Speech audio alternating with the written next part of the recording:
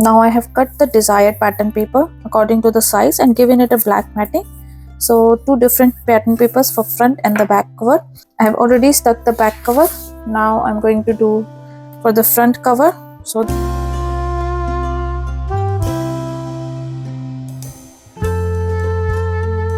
the black matting helps to pop the pattern paper very well.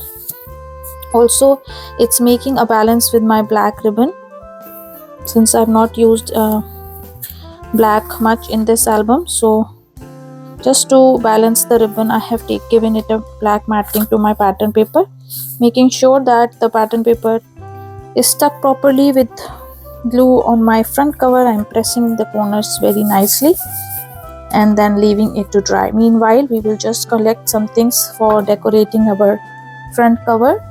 If you don't have a lace, you can just use a piece of a die cut also, but using the lace, it just gives a little bit more texture here, some kind of different element on the front cover just elevates the look.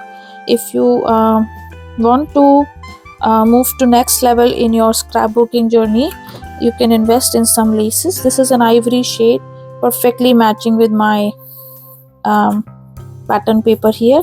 So with the help of the tacky glue only, I have stick the lace.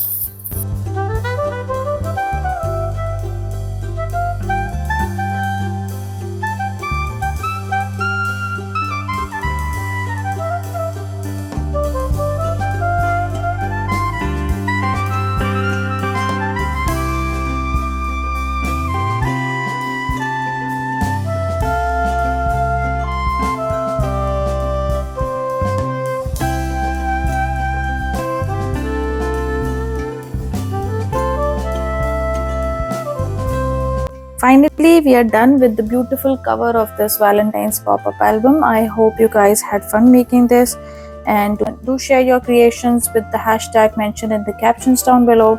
I will select a few entries that I like and will share on my page.